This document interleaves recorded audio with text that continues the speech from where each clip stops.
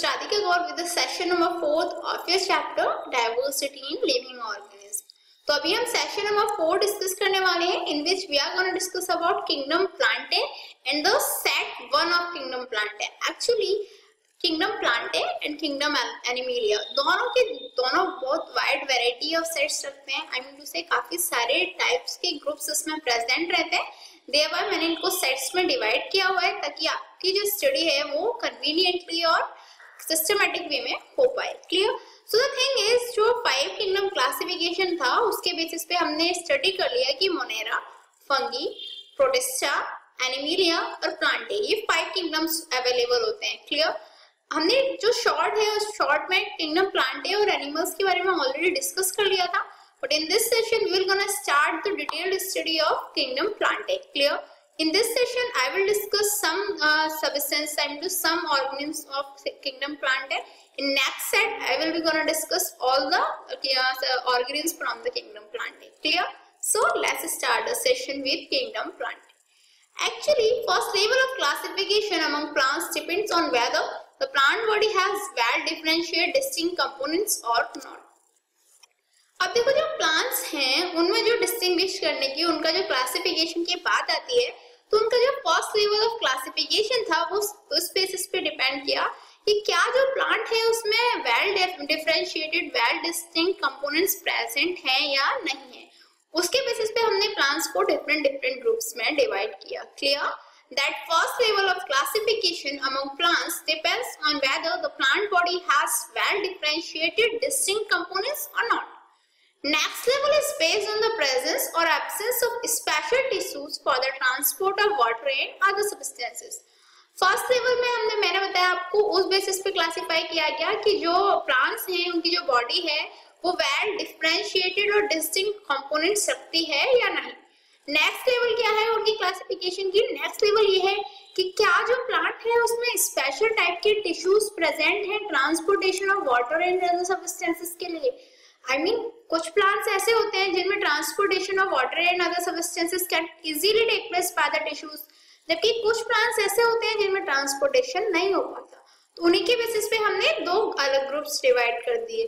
तो ये जो है किंगडम प्लांटे की हमारे क्लासिफिकेशन के बेसिस रहे. Clear? In further classification, look at the ability to bear seeds, that is, whether seeds are enclosed within fruit or not. अब देखो फर्स्ट क्लासिफिकेशन हो गया कि उसकी जो बॉडी है उसमें well differentiated distinct components present हैं या नहीं है. सेकंड ये हो गया कि क्या उसमें स्पेशल टाइप के टिश्यूज प्रेजेंट हैं या नहीं है जो टिश्यूज दैट इज जो वाटर या मिनरल्स या अदर सब्सटेंस को प्लांट्स में ट्रांसपोर्ट कर पाए. नेक्स्ट क्लासिफिकेशन हमारा क्या आता है दैट जो सीड्स हैं प्लांट्स के उनका लुक्स कैसे हैं. आई मीन टू से जो सीड्स हैं वो सीड्स इनक्लोज्ड हैं फ्रूट में या फिर नहीं. Clear? That further classification looks at the ability to bear seeds, that is whether seeds are enclosed within the fruit और नॉट. क्या जो सीड्स हैं वो फ्रूट्स में एनक्लोज्ड हैं या फिर नहीं है. क्लियर? तो ये हमारे 3 कैरेक्टरिस्टिक्स बेसिस हुए किंगडम प्लांटे के. Consist of Thallophyta, bryophyta, pteridophyta, gymnosperms and angiosperms. Clear? तो ये जो कैरेक्टरिस्टिक्स है किंगडम प्लांटे के इनके बेसिस पे जो 5 मेन ब्रांचेस में हमने किंगडम प्लांटे को डिवाइड किया. Thallophyta, bryophyta, pteridophyta, gymnosperms and angiosperms. Thallophyta, bryophyta and pteridophyta के बारे में हम यहाँ पे डिस्कस करने वाले हैं और नेक्स्ट सेशंस में हम जिम्नोस्पर्म्स और एंजियोस्पर्म्स के बारे में डिस्कस करेंगे. So the first thing is that Thallophyta. Actually, Thallophyta do not have a well differentiated body design. मैंने आपको बताया था फर्स्ट डिफरेंशिएशन का प्रोसेस क्या था. फर्स्ट डिफरेंशिएशन का प्रोसेस ये था कि हमें जो बॉडी डिजाइन है उसमें जो कंस्टिट्यूएंट्स प्रेजेंट हैं उनके बेसिस पे हमने जो डिस्टिंग्विश था वो किया. तो जो थैलोफाइटा है उनकी वेल डिफरेंशिएटेड बॉडी डिजाइन नहीं होती है. Plants in this group are commonly known as algae and predominantly aquatic. I mean जो plants होते हैं इस ग्रुप के नॉर्मली वो algae होते हैं, उनको हम algae बोल सकते हैं और वो मोस्टली aquatic रहते हैं. क्लियर? predominantly का मतलब obviously you all know it's mostly aquatic. Clear?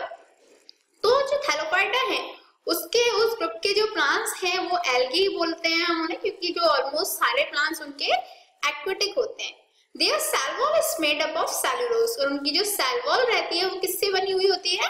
Cellulose से। Also, they follow autotrophic mode of nutrition and their reserve food is starch. ये जो प्लांट्स होते हैं थैलोफाइटा ग्रुप के, इनमें ऑटोट्रोफिक मोड ऑफ न्यूट्रिशन होता है, क्लियर, और इनमें जो रिजर्व फूड रहता है वो स्टार्च रहता है। अब बात आती है ऑटोट्रोफिक मोड ऑफ न्यूट्रिशन, मतलब दैट इज ये अपना फूड खुद प्रिपेयर कर सकते हैं, they can make their food on their own, thereby they follow autotrophic mode of nutrition. अब जब ये autotrophic mode of nutrition follow करते हैं तो उनके बीच में कोई ना कोई फूड रिजर्व क्या होगा, इनका ऑब्वियसली स्टार्च होगा, clear. Reproductive organs are unicellular and non jacketed. जो इनके रिप्रोडक्टिव ऑर्गन्स होते हैं, पहली बात तो वो यूनिसेल्युलर होते हैं, दैट इज उनमें सिंगल सेल प्रेजेंट रहती है और वो नॉन जैकेटेड रहते हैं। Next, after fertilisation the zygote does not form embryo. जो थैलोफाइटा होते हैं उनमें फर्टिलाइजेशन के बाद जो जाइगोट होते हैं वो एम्ब्रियो का फॉर्मेशन नहीं कर सकते, so these are non embryonic plants, इसीलिए हम इन्हें नॉन एम्ब्रियोनिक प्लांट्स बोल सकते हैं। Asexual reproduction generally occurs by spore formation, और जो थैलोफाइटा होते हैं उनमें एसेक्सुअल रिप्रोडक्शन किसके थ्रू होता है? स्पोर फॉर्मेशन के थ्रू, क्लियर। एग्जाम्पल के लिए यहाँ पे आप देख सकते हो ये एल्गी है, दैट इज थैलोफाइटा प्रेजेंट है, जिसका एग्जाम्पल मैंने यहाँ पे शो किया हुआ है फिगर में। नेक्स्ट आते हैं हमारे ब्रायोफाइटा। थैलोफाइटा के बारे में हमने स्टडी कर लिया, अब नेक्स्ट क्या क्लास कौन सी थी? Bryophyta. These are also called the amphibians of the plant kingdom. जो ब्रायोफाइटा है उन्हें हम प्लांट किंगडम के एम्फीबियंस कह सकते हैं। This is because they can live on land as well as in water. क्यों इन्हें हम एम्फीबियंस कह सकते हैं? क्योंकि एम्फीबियंस क्या होते हैं, वो लैंड पे और जो वाटर है दोनों में ही रह सकते हैं। देयरबाय क्योंकि ब्रायोफाइटा वो लैंड पे भी रह सकते हैं और वाटर में भी रह सकते हैं, thereby they are called amphibians of the plant kingdom, clear. That Bryophyta are called amphibians of the plant kingdom because they can live on land as well as in water. And in bryophytes true vascular system is absent. जो bryophytes होते हैं उनमें true vascular system absent रहता है, that is उनमें कोई specialised tissue नहीं होता जिससे जो वाटर है, फूड मटेरियल्स है, उनका जो ट्रांसपोर्टेशन है एक बॉडी पार्ट से दूसरी बॉडी पार्ट में हो पाए, clear. That in bryophytes true vascular system is absent, that is they do not have specialized tissues for the conduction of water and food materials from one part of the body to the another, clear। जो ब्रायोपोड्स होते हैं उनमें true vascular system absent होता है, that is ये जो specialised tissues होते हैं ये क्या नहीं कर सकते, they do not have specialised tissues, उनमें स्पेशलाइज्ड टिश्यूज नहीं होते, I mean for the conduction of water की कंडक्शन के लिए, फूड मटेरियल की कंडक्शन के लिए from one part of the body to the another. Normally हमें पता है जो प्लांट्स हैं उनमें जाइलम एंड फ्लोएम प्रेजेंट होते हैं जिनके थ्रू जो वाटर और मिनरल्स हैं उनका ट्रांसपोर्टेशन होता है, बट जो ब्रायोफाइट्स होते हैं उनमें ऐसा कोई भी टिश्यू अवेलेबल नहीं होता जिनके थ्रू ट्रांसपोर्टेशन हो पाए। And the body is commonly differentiated into stem and leaf like structures. जो ब्रायोफाइट्स होते हैं उनकी जो बॉडी होती है डिफरेंशिएटेड होती है into stem and leaf like structure. They lack real roots, इनमें रियल रूट्स प्रेजेंट नहीं होती हैं, leaves, stems etc. and do not bear flower, clear। उनमें रियल रूट्स, स्टेम्स या लीव्स प्रेजेंट नहीं होते और ना ही उनपे फ्लावर्स आते, क्योंकि नॉर्मली क्या होते हैं ये जो होते हैं जितने भी हमारे मॉस वगैरह हुए ये इसमें आते हैं। In bryophytes sex organs are multicellular. जो ब्रायोफाइट्स रहते हैं उनके जो सेक्स ऑर्गन्स होते हैं वो मल्टीसेलुलर रहते हैं। In this embryo is formed upon fertilisation. इनमें जो एम्ब्रियो होता है वो फर्टिलाइजेशन के टाइम पे फॉर्म होता है। एग्जाम्पल के लिए रिसिया हुआ, फ्यूनेरिया हुआ, दिस मॉस एंड मर्चेंटिया हुआ, ये सब किसके एग्जाम्पल हो गए? ब्रायोफाइट्स के, क्लियर। आप एक डायग्राम देख सकते हो, ये रिसिया है, ये मर्चेंटिया है, ये फ्यूनेरिया है, clear. So these are the examples of bryophytes. Now thallophyta and bryophyta, इन दोनों के बारे में हमने डिस्कस कर लिया। अब हमारा थर्ड थिंग आती है, that is pteridophyta, clear? Pteridophyta, these are first land plants having vascular tissues। ये क्या होते हैं? ये लैंड प्लांट्स होते हैं, पहले लैंड प्लांट्स होते हैं जिनमें वस्कुलर टिश्यूज पाए जाते हैं। The body of these plants is differentiated into roots। ये जो प्लांट्स हैं इनकी जो बॉडी है वो रूट्स में, स्टेम्स में एंड लीव्स में डिफरेंशिएटेड रहती है and has specialized tissues for the conduction of water and are called vascular cryptogams. Clear? ये जो प्लांट्स होते हैं, फर्स्ट इनकी जो बॉडी है वो रूट्स में, स्टेम्स में और लीव्स में डिफरेंशिएटेड रहती है. सेकेंड, इनमें क्या होता है, स्पेशलाइज्ड टिश्यूज प्रेजेंट होते हैं for the conduction of water. Clear? जो वाटर है उसके कंडक्शन के लिए इनमें स्पेशलाइज्ड टिश्यूज प्रेजेंट रहते हैं. और जो Pteridophyta है इन्हें हम vascular cryptogams भी बोलते हैं. Clear? They do not bear flowers and do not produce seeds. ना तो ये फ्लावर बियर करते और ना ही इनमें सीड्स का प्रोडक्शन होता. Their sex organs are multicellular. इनके जो सेक्स ऑर्गन्स हैं मल्टीसेलुलर होते हैं. Fertilized egg developed into embryo. इनके जो एग्स हैं, फर्टिलाइज्ड एग्स हैं वो एम्ब्रियो में डेवलप हो जाते हैं.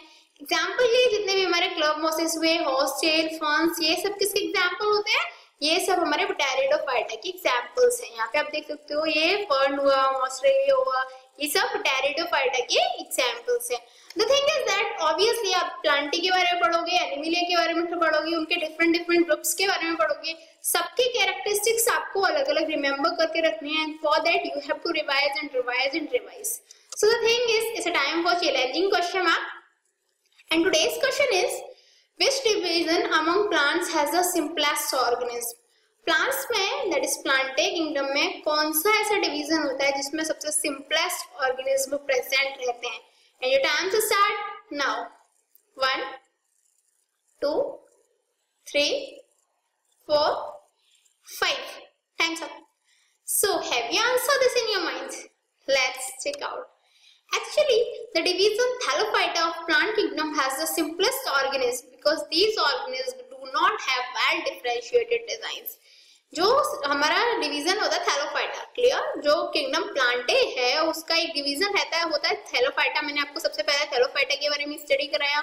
उसमें सबसे सिंपलेस्ट ऑर्गेनिज्म मिलते हैं क्योंकि जो ऑर्गेनिज्म होते हैं उनकी वेल डिफरेंशिएटेड डिजाइन नहीं रहती है. Clear? So the division Thallophyta of plant kingdom has the simplest organism because these organisms do not have well differentiated design.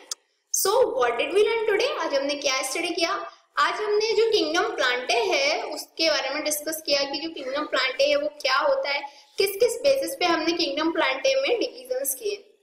उसके बाद में हमने डिस्कस किया कि जो किंगडम प्लांटे है उसके डिविजन्स कौन कौन से होते हैं और हमने 3 डिविजन्स के बारे में, that is Thallophyta, Bryophyta and Pteridophyta के बारे में भी डिस्कस किया. I think it's enough for today. We will be discussing more about this chapter in next session. Good luck.